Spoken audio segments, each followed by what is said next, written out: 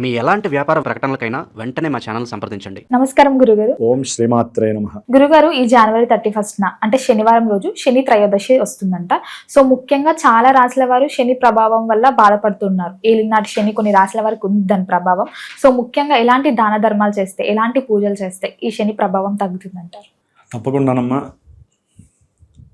అందరికీ కూడా ఆ శని యొక్క అనుగ్రహం ఉండాలని ఓం నీలాంజన సమాభాసం రవిపుత్రం యమాగ్రజం ఛాయామార్తాండ సంభూతం తం నమామి శనేశ్చరం. శనిచరగ్రహ దేవతాయే నమః. శనిచరుడు అంటే చాలా, శని అంటే మందంగా నడిచేవాడు శని భగవాను. ఒక్కొక్క రాశిలో 2.5 సంవత్సరాలు ఆయనే హయ్యెస్ట్. మిగతా గ్రహాలు సూర్యుడు 1 నెలకి, చంద్రుడు 2.5 రోజులకి, కుజుడు 45 రోజులకి, బుధ శుక్రులు 30 రోజులకి అలా కదులుతూ ఉంటారు. అంత చివరికి రాహువు కూడా 1.5 ఇయరే ఉంటాడు రాశులు. శని భగవానుడు అట్లా కాదు, ఇంకా ఈయన వక్రిస్తే ఇంకో 3 నెలలు పెంచుకుంటాడు. 2.5 కాస్త 2.5 సంవత్సరాలకి ఇంకో 3-4 నెలలు పెంచుకొని అక్కడే ఉంటాడు ఆయన, ముందుకి వెనక్కి. సమస్య ప్రతి మానవుడికి ఎక్కడయ్యా వచ్చేదంటే శని భగవానుడే. శని అంటే చాలు ఎగిరి గంతేసి వెనక్కి వెళ్ళిపోతూ ఉంటారు. భయం, అసలు భయం ఎవరికి పొందాలంటే రాహువుకి భయపడాలి, కేతువుకి భయపడాలి, అది కుజుడికి భయపడాలి. అంతేంటే వీళ్ళు డైరెక్ట్గా చేసేస్తారు ఏదైనా.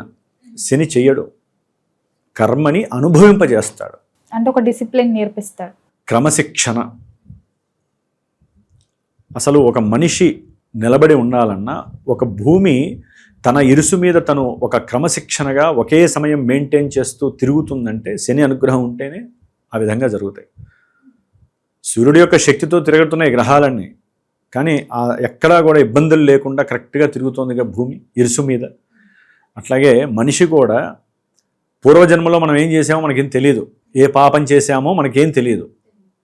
ఓన్లీ పాపకర్మల్ని నివృత్తి చేసేవాడే శని భగవానుడు. అవి పోతే మనం చేసుకున్న పుణ్యకర్మలన్నీ బయటకు వస్తాయి. అంతే కదమ్మా. ఇప్పుడు మనం ఏదైనా ఎక్స్ట్రాగా తింటాం ఒక్కోసారి, ఏ ప్రయాణాలు చేస్తూ తినకూడని చోట ఏదో గబాలన నూనె వస్తువు తింటాము. అదేమవుతుంది, ఆల్రెడీ ఇంట్లో భోజనం చేసి వస్తాం. దానివల్ల ఏమవుతుందంటే కడుపులో తిప్పి వాంతి అయితే కానీ ఆ తలకాయ నొప్పులు, శరీరం నొప్పులు పోయి మళ్ళీ హ్యాపీగా ఉండలేము. అంటే ఆ దోషం వెళ్ళిపోవాలిగా. మరి ఆ దోషాన్ని పోగొట్టేవాడే ఈయనే. ఆ కర్మని ఆ సమయానికి ఇస్తాడు ఆయనే, తీసేసేది ఆయనే. ఆ కర్మని ఇవ్వడానికి ఇంకా గ్రహాలన్నీ పాల్పడతాయి, తీసే శక్తి ఒక్క శని భగవానుడికే ఉంది.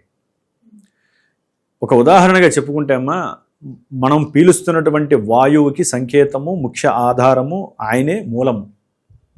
ఉచ్ఛ్వాస నిశ్వాసాలు, ఆక్సిజన్ పీల్చుకుంటున్నా లోపల ఉన్న కార్బన్ డైఆక్సైడ్ అనేటటువంటి విషవాయువే కదా, అది ఉంటే ఏమవుతుంది, శరీరంలో అవయవాలన్నీ దెబ్బతింటాయి. ఊపిరితిత్తుల నుంచి బయటికి తీసేస్తాడు ఒక రంధ్రం ద్వారా. అంటే వాయువుని సంప్రోక్షణ చేస్తాడు, ఫిల్టర్ చేస్తాడు, మంచి వాయువుని లోపలికి పంపిస్తాడు, బయటికి తీసేసి మనం ఉన్నంతలో మనల్ని కాపాడుతున్నాడు, గుండె కరెక్ట్గా కొట్టుకునేది చేస్తున్నాడు. అట్లాగే మనం తిన్నటువంటి భోజనాలు కానీ, తాగినటువంటి ఏదైనా ద్రవ్య పదార్థాలు కానీ, అంటే మిల్క్ కానీ, లేకపోతే కాఫీ టీలు కానీ, లేకపోతే మంచినీళ్ళు కానీ, వీటిల్లో ఎంతవరకైతే రక్తంతో కలవాలో ఆ పార్ట్లన్నీ రక్తంలో కలిసి మిగతా మలిన పదార్థాలన్నీ కూడా మనకున్న నవరంధ్రాలలో ఒక రంధ్రం ద్వారా తీసేస్తాడు ఆయన. అంటే శని భగవానుడు ఎంత గొప్పవాడు. అట్లాగే మనలో ఉన్నటువంటి మనకు ఉన్నటువంటి వెంట్రుకలకి కూడా ఆయనే మూలము. శని భగవానుడికే వెంట్రుకలకి మూలం. మనకి శరీరంలో దుర్గంధాలు కష్టపడితేనే కదా, వ్యాయామం చేయడం ద్వారా, వాకింగ్ చేయడం ద్వారా ఏమవుతుంది, లోపల ఉన్నటువంటి చెమట దుర్గంధాలన్నీ కూడా చెమట రూపంలో, అంటే వెంట్రుకలు ఉంటేనే బయటికి రావడానికి ఎక్కువ అవకాశాలు ఉంటాయి. అంటే ఆయన ఎంత గొప్పవాడు. లోపల ఏది ఉంచనివాడు, మన శరీరాన్ని ఆయుష్ని ఇస్తాడు ఆయన. ఆయన అనుగ్రహం లేకపోతే శరీరము అంతేగా, ఇక మనం బతకమనే అర్థం. కాబట్టి ఆయుష్ కారకుడు ఎవరయ్యా అంటే శని భగవానుడు. ఆయుష్ను తీయడు ఆయన, తీసేంత పని చేస్తాడు ఆయన. ఎందుకు బతుకున్నాను రా, ఈ బతుకు అవసరమా అనే స్టేజ్కి తీసుకెళ్ళిపోతాడు. అక్కడే మర్మాన్ని క్రియేట్ చేస్తాడు. అప్పుడు మన మిగతా గ్రహాల యొక్క సిస్టమ్ అంతా ఆపరేట్ అయిపోతుంది. ఆ స్థితికి వచ్చాక ఇంకా శని ఏం చేస్తాడండి మనల్ని, ఒక దుర్మార్గుడుతో మనం మాట్లాడుతూ ఎంత మాట్లాడినా వాడు వాదిస్తాడు మూర్ఖత్వంతో మన మీదకి వస్తున్నప్పుడు, అరే నాయన నువ్వే గొప్పవాడివి, నేను అల్పుణ్ణిరా బాబు, నన్ను వదిలేసారా, నేను ఓడిపోయాను అన్నారనుకోండి, వాడు కొట్టినా మీరేం చేయలేదు, తిట్టినా ఏం చేయలేదు, ఏం చేస్తాడు? చంపడగా. నమస్కారం చేస్తే అవతల వాడు వదిలేస్తాడు. అట్లాగే భగవానుడు అంటే ఇప్పుడు మానవ లౌకిక ప్రపంచంలో మనం అనుకున్నవి ఆయన దగ్గరికి తీసుకెళ్ళకూడదండి.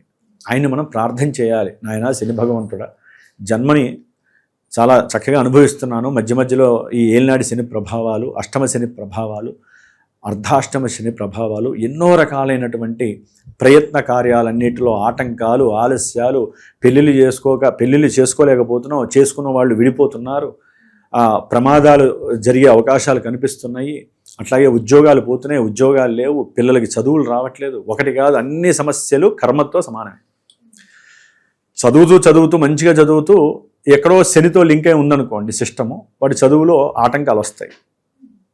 అట్లాగే ఎప్పుడు యాక్టివ్గా ఉండేవాడు, అదేదో అంటారు చూసారా, ఎప్పుడు పడుకొనే ఉంటాడు వాడికి. ఇదేంటి ఎప్పుడు యాక్టివ్గా పరిగెత్తేవాడు, తిరిగేవాడు, ఎప్పుడు ఏదో ఒకటి చేస్తూ ఉండేవాడు, ఏంటి ఇట్లా పడుకున్నాడంటే శని వచ్చి నెత్తి మీద కూర్చుంటాడు, వాడు పడుకొనే ఉంటాడు ఎప్పుడు, నిద్ర మొత్తం. అందుకనే అధికంగా నిద్రపోయేటటువంటి వాడు ఎదగలేడు. దరిద్ర దేవత వచ్చి ఆవహిస్తుంది, జ్యేష్ఠాదేవి, శనికి అత్యంత ప్రీతికరమైనటువంటి మహానుభావురాలు. అందుకనే నిద్రావస్థకి శని మూల కారణం. కొంతమంది నిద్ర పట్టక ఏడుస్తూ ఉంటారు చూసారా, శని అనుగ్రహం లేకపోతే నిద్ర పట్టదు. మనం పడుకోగానే కొంతమంది ఆదమరిచి నిద్రపోతారు చూసారా, బండి మోసేవాళ్ళు, వ్యవసాయ కూలీలు, వీళ్ళందరూ బాగా కష్టపడి ఎవరైతే చేస్తారో శని వచ్చి జో కొడతాడు వాళ్ళకి. అంటే అంత మంచి సుఖమైనటువంటి నిద్రనిస్తాడు. నిద్ర లేకుండా చేసేది ఆయనే, మంచి నిద్రనిచ్చేది ఆయనే.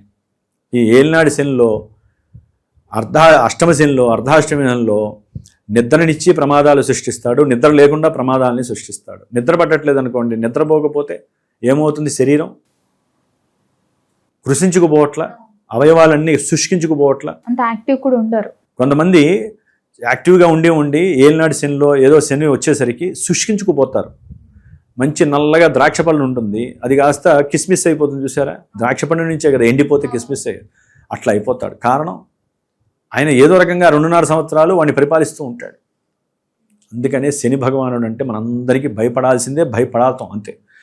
కానీ ఆ భయాన్ని జయించాలంటే ఏదో ఒక దేవతని మనం ప్రార్థన చేసుకోవాలి, ఉపాసన చేయాలి.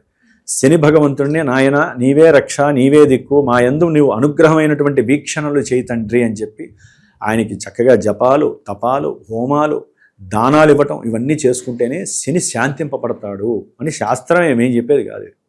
మరి అలాంటి వాటిల్లో ప్రతి శనివారానికి విశేషం ఉంటే ఈ యొక్క కొంతమంది రాశులు వాళ్ళు ఉన్నారమ్మా, కుంభరాశి, మీనరాశి, మేషరాశి, ఈ ముగ్గురికి కూడా ఆల్రెడీ తెలుసు. అమ్మో ఏలినాడు శని గురువు గారు, అమ్మో ఏలినాడు శని అని చెప్పి ఫోన్లు చేసి, లేకపోతే వాళ్ళు కూడా తెలిసిన వాళ్ళ దగ్గర కంగారు పడిపోతున్నారు. అష్టమ శని, సింహరాశి వాళ్ళకి అష్టమంలో శని, ధనుస్సు రాశి వారికి అర్ధాష్టమంలో శని. వీళ్ళందరికీ ఆదాయము, శరీరము, ఆరోగ్యము, అప్పుల బాధ, ఉద్యోగాల సమస్య, నిద్రలేమి, అధికంగా నిద్రపోవటము, చేసే పని యందు సరైన శ్రద్ధ లేకపోవటము, తల్లి యొక్క అనారోగ్య సూచనలు, ప్రమాదాలు, వాహనాల్లో సమస్యలు, ఇల్లు కట్టే వాళ్ళకి ఇల్లు కట్టలేకపోవడం, ఆపేసేయటం, భూ వివాదాల్లో చిక్కుకోవటము, కొంతమంది డబ్బులు కట్టి స్థలాలకో ఇల్లులకో వాళ్ళు కనపడకుండా వెళ్ళిపోయి వీళ్ళు డబ్బులు నష్టపోవటము. అట్లాగే మృత్యు శని అంటారు, అష్టమ శని, రంధ్ర శని అంటారు. అంటే డైరెక్ట్గా మనం దగ్గరికి వస్తే ఒక చిన్న వస్తువు కూడా భూతద్దంలో చూస్తే పెద్దది కనిపిస్తే భయపడం, అక్కడ దాకా మృత్యువుని తీసుకొచ్చి ఒక్కసారి మళ్ళీ వదిలేస్తాడు ఆయన. ఏదో గ్రహం కాపాడుతూ ఉంటుంది మళ్ళీ వీళ్ళని. లేదు కర్మ చాలా బలీయంగా ఉంది అంతే, ఆ దగ్గరికి వచ్చిందంటే ఇక అదొక బ్లాక్ హోల్లోకి లాగేస్తాడు ఆయన. ఏదో ఒక గ్రహం కాపాడుతుంది, ఏదో ఒక పూజా పునస్కారం కాపాడుతుంది. ఈ వీడు ఇక వాళ్ళ తల్లినో తండ్రినో ఆరాధించే వాళ్ళు ఉంటే వాళ్ళ యొక్క ఆరావిని కాపాడుతుంది. లేదా గురువుల్ని పోషించే వాళ్ళు ఉంటారు, ఎన్నో అనాథాశ్రమాలకి లేకపోతే జపతపాలు, హోమాలు చేయించే వాళ్ళు ఉంటూ ఉంటారు. ఇవన్నీ తెలిసి భయం లేకుండా ధైర్యంగా, అంటే నేను సంపాదించే 10 రూపాయల్లో ఒక 2 రూపాయలు దైవానికి ఖర్చు పెడతానని చెప్పి చాలామంది ఖర్చు పెట్టుకుంటారు. మరి కర్మని ఏ విధంగా నివృత్తి చేయాలమ్మా? మనమే తిని మనమే ఖర్చు పెట్టుకుంటే దాని కర్మ నివృత్తి కాదు. అందుకనే ఇవన్నీ మన శాస్త్రులు, మన యొక్క మన యొక్క యోగులు, ఋషులు అందరూ కూడా ఈ కార్యక్రమాలు ఎందుకు పెట్టారంటే, నువ్వు సంపాదించిన సొమ్ములో ఏదో రకమైనటువంటి దానాన్ని ప్రక్రియగా చెయ్యి. దాని ద్వారా నీ కర్మ అనేది అలా వెళ్ళిపోతూ ఉంటుంది, పక్కకి వెళ్ళిపోతుంది, లేకపోతే నీలోనే ఉంటుంది. ఆ కర్మకి పూర్తిగా ఆయన సాఫ్ చేసేస్తాడు శని భగవానుడు, లేవనీయకుండా చేస్తాడు ఆయన. మరి అలాంటిది ఈ యొక్క శని త్రయోదశి ఈ మాఘమాసంలో జనవరి 31వ తేదీన దాదాపు 8:40 ఉదయం వరకు ఉంటుంది.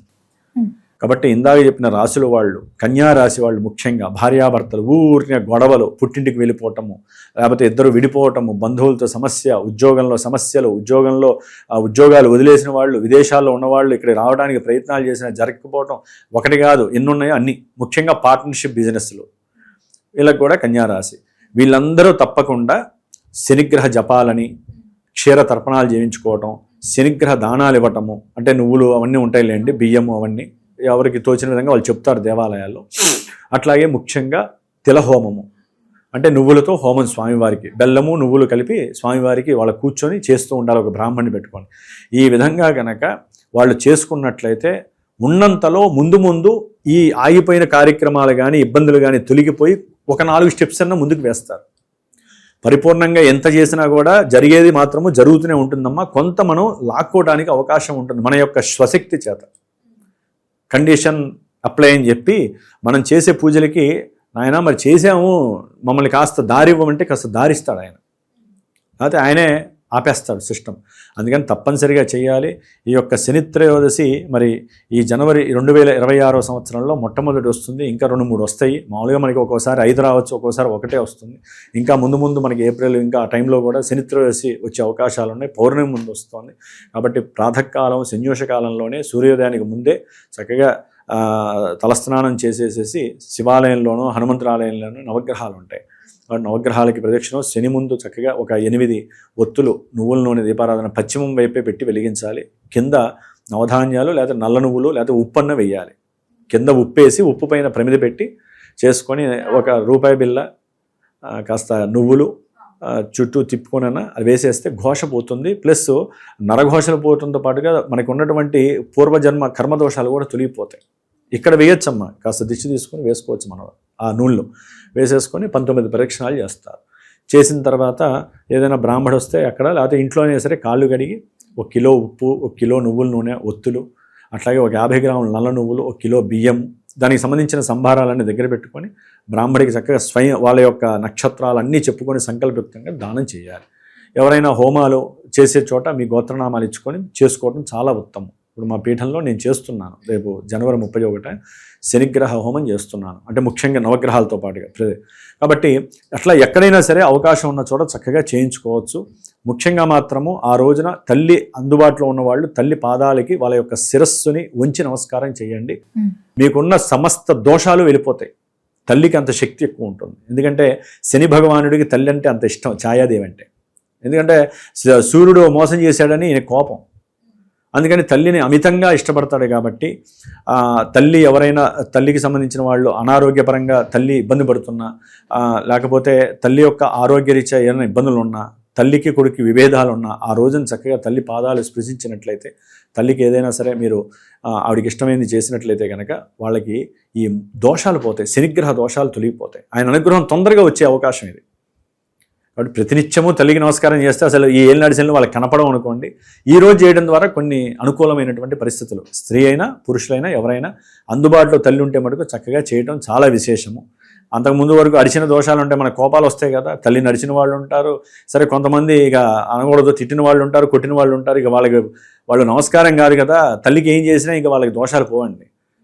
ఈ జన్మే కాదు, కొన్ని 100 జన్మలు తల్లిని తిట్టినా కొట్టిన వాళ్ళకి దోషాలు పోవు. సాక్షాత్తు శివుడు వచ్చినా వాళ్ళ దోషాలు పోవు.